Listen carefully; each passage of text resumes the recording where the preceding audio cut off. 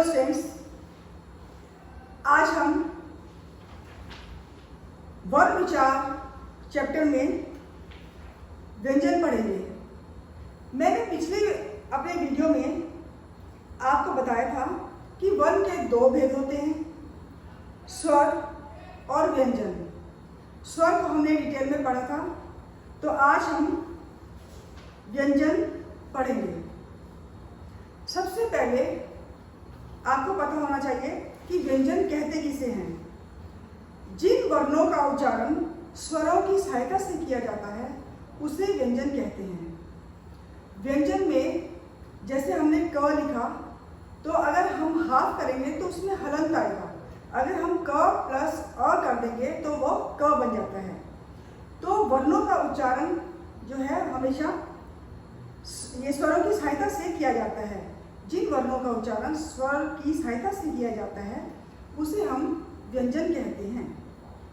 इनके उच्चारण में हवा रुककर मुख से बाहर निकलती है। हिंदी में मूल रूप से व्यंजन 33 हैं। व्यंजन के 3 भेद होते हैं। पहला है स्पर्श, दूसरा अंतस्थ, तीसरा ऊष्म। स्पर्श व्यंजन क्या होता है? जिन व्यंजनों का उच्चारण करते समय जीभ मुख के अलग अलग स्थानों से स्पर्श करती है। जैसा कि नाम से ही मालूम चल रहा है कि स्पर्श व्यंजन, कि जब हम वर्ण बोलते हैं तो बोलते वक्त हमारी जीभ कहीं ना कहीं अंदर से टच करती है, तो वो कहलाते हैं स्पर्श व्यंजन। ये स्पर्श व्यंजन कितने होते हैं? ये स्पर्श व्यंजन 25 होते हैं, 25 व्यंजन होते हैं।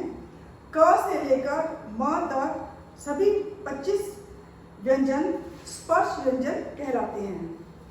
इनको हम 5 भागों में बांटते हैं। कैसे? जैसे क की लाइन है, फिर उसके बाद च की लाइन है, तो ऐसे में प की भी लाइन है। तो सबका जो पहला वर्ण है तो उसके हिसाब से ये वर्ण बनता है। जैसे पहली लाइन में क्वर्ग, दूसरे में च्वर्ग, ऐसे त्वर्ग, त्वर्ग, इस टाइप के। तो ऐसे हम इनको वर्गों में बांटते हैं। प्रत्येक वर्ग का जो अंतिम वर्ग है उसको हम पंचम वर्ग कहते हैं। जो लास्ट का 5th वर्ण है उसे हम कहते हैं पंचम वर्ग। सेकंड इसका पॉइंट है व्यंजन का अंतस्थ व्यंजन। इनके उच्चारण में वायु का अवरोध बहुत कम होता है। इसमें व्यंजनों को उच्चारण में जीभ मुख के किसी भी भाग को पूरी तरह से टच नहीं करती, पूरी तरह से स्पर्श नहीं करती है। वो अंतस्थ व्यंजन होते हैं कि जो व्यंजन उच्चारण करते समय मुंह के किसी भी भाग को टच ना करे, स्पर्श ना करे, वो व्यंजन अंतस्थ व्यंजन कहलाते हैं। ये मुख्यतः कितने हैं? ये मुख्यतः 4 हैं। जैसे य, र, ल, वो। अब देखो य बोलते हैं तो पूरी तरह से जीभ जो है टच नहीं कर रही, हल्का सा जैसे स्पर्श करती है, तो उसमें ये 4 आ रहे हैं वर्ग, य, र, ल, व। तो ये है अंतस्थ व्यंजन। तीसरा व्यंजन का पार्ट है ऊष्म व्यंजन। नाम से ही मालूम चल रहा है, ऊष्म मीन्स गर्मी पैदा होना। तो इसमें ऊष्म गर्मी होती है। जिन व्यंजनों के उच्चारण करते समय मुंह में रगड़ खाने से हवा में थोड़ी सी घर्षण होती है, थोड़ी गर्मी होती है, उसे हम ऊष्म व्यंजन कहते हैं। ये संख्या में 4 होते हैं। श, शलगम वाला श, दूसरा श, षटकोण वाला, स, संतरा, और इसमें एक और होता है जो है ह।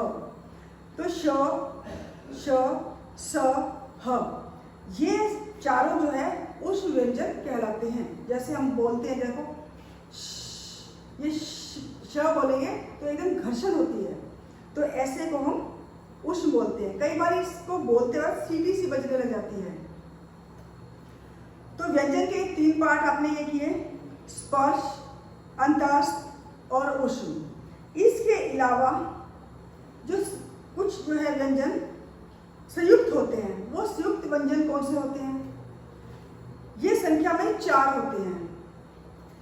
एक से अधिक व्यंजनों के मेल से बने हुए वर्णों को, व्यंजनों को हम संयुक्त व्यंजन कहते हैं। जैसे कि नाम से पता चल रहा है कि संयुक्त में कि 2 का जोड़ है। ये भी संख्या में 4 होते हैं। जैसे श, त्र, य, श्र। अब क्ष, जैसे हम बोलते हैं पक्षी, क्ष बोलते हैं तो प, क की आवाज भी आ रही है, श की आवाज भी आ रही है। तो प, क, शी, क और श दोनों जब मिल जाते हैं तो वो श बन जाता है। तो ऐसे ही त्र, पत्र, पत्र बोलते हैं तो प, त, र, दो व्यंजनों की आवाज आ रही है, त और र, तो इकट्ठा लिखने में हम त्र लिख देंगे, पत्र। तो ऐसे ज्ञान, ग, या यह बन जाता है। तो ज्ञान में आ का मात्रा आ जाती है, तो ग और य जब बन जाते हैं तो उसको बोलते हैं य। ऐसे ही श्र, श और र की आवाज आती है। द्वित्व व्यंजन, द्वित्व व्यंजन कौन से होते हैं? जब स्वर रहित व्यंजन का मेल समान स्वर सहित व्यंजन से होता है। आसान भाषा में आप सोच लो कि एक व्यंजन हाफ होता है और एक व्यंजन पूरा होता है।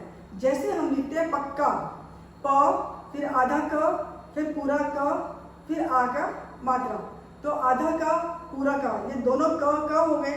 तो ऐसे जब दोनों जोड़े आ जाते हैं तो उसको हम बोलते हैं द्वित्व व्यंजन। जैसे डिब्बा, छत्ता, चक्की, तो च, क, की आवाज आ रही है। छत्ता में छ, त, ता, एक आधा और एक पूरा। जिसके अंदर एक आधा और एक पूरा व्यंजन आए वो कौन सा होता है? द्वित्व व्यंजन। एक है संयुक्ताक्षर। तो संयुक्ताक्षर में क्या है?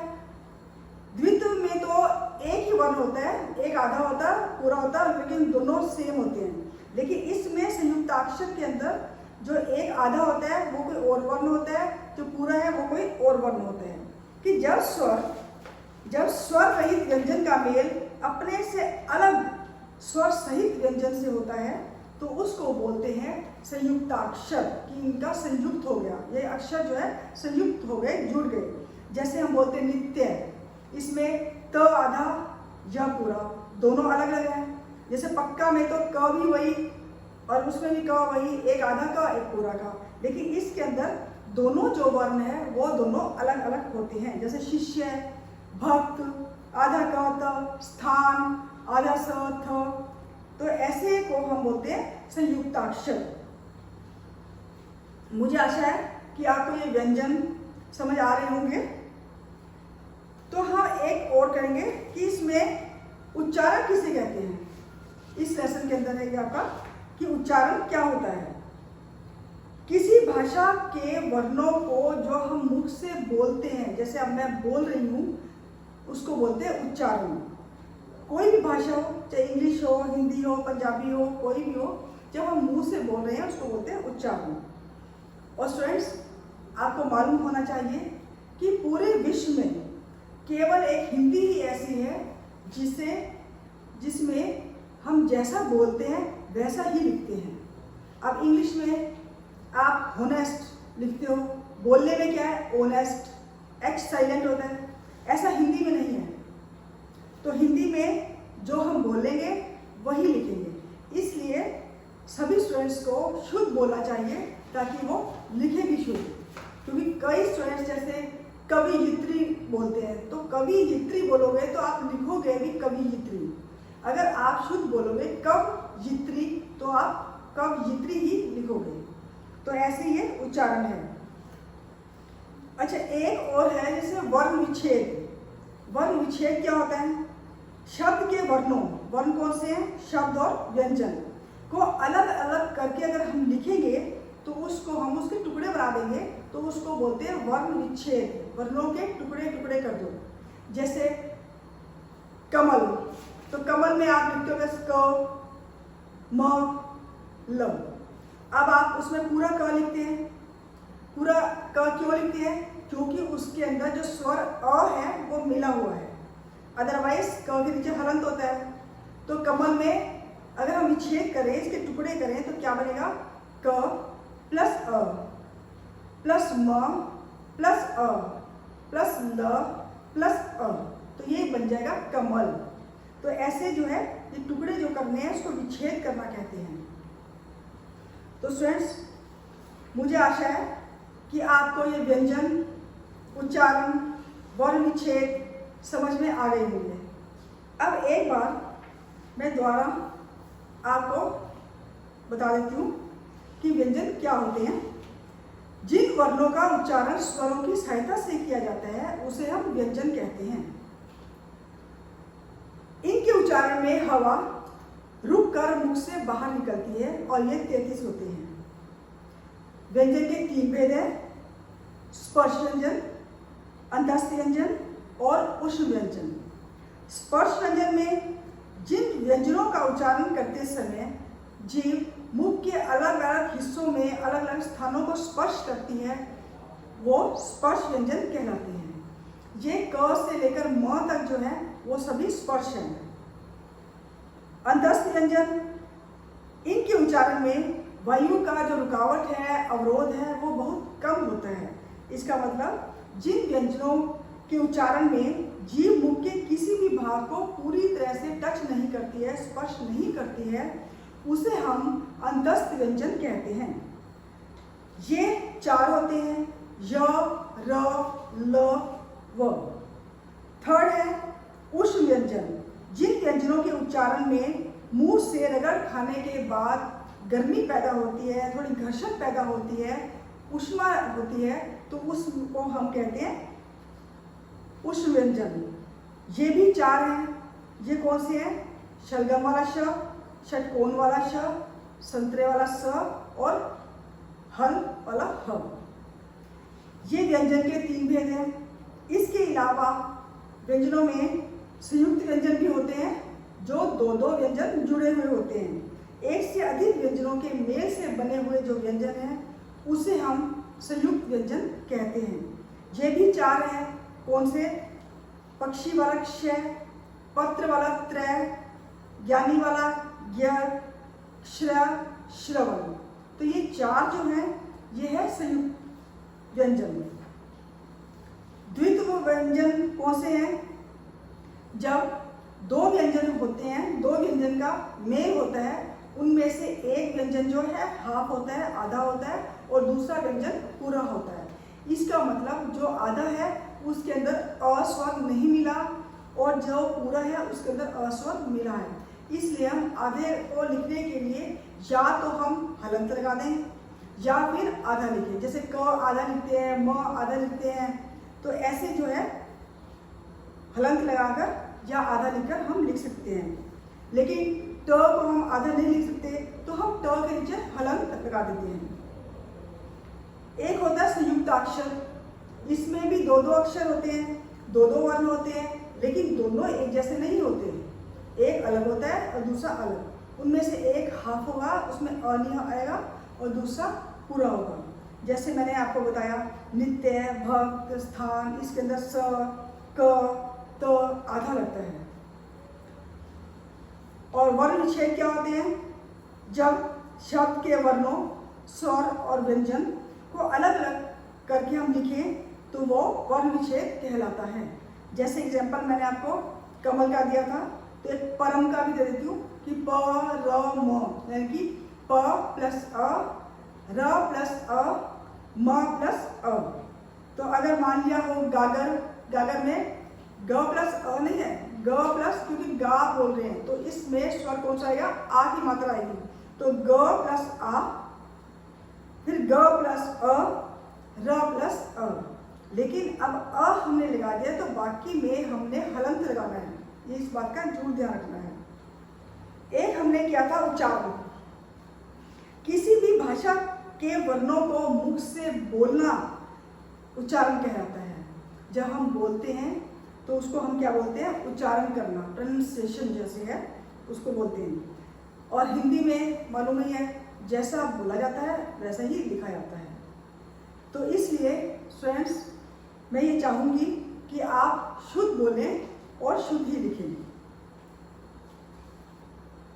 मैंने आप प्रीवियस वीडियो में आपको स्वर और व्यंजन के बारे में थोड़ा सा बताया था। आज हमने व्यंजन के बारे में डिटेल में पढ़ा है। तो अब मैं स्वर और व्यंजन की जो मेन बात है वो एक बार आपको दोहराना चाहती हूँ। भाषा की सबसे छोटी इकाई क्या कहलाती है? वर्ण। वर्णों का व्यवस्थित समूह वर्णमाला कहलाता है। वर्णों में कितने भेद होते हैं? 2। कौन कौन से? स्वर और व्यंजन।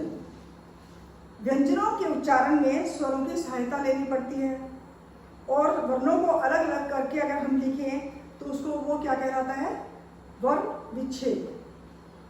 बाकी 5 तो स्वर और व्यंजन के मैंने डिटेल में ही करवाए हैं। तो मुझे आशा है कि आपको ये व्यंजन आप अच्छे ढंग से समझ आ गया होगा। अब मैं आपके इस लेसन के अंदर से जो मैंने पढ़ाया है उसमें 3 क्वेश्चन देती हूँ, वो आपको लिखने हैं। फर्स्ट क्वेश्चन है, व्यंजन किसे कहते हैं? इसी के साथ ही इसके तीनों भेदों के नाम लिखो। ये फर्स्ट क्वेश्चन है। सेकंड,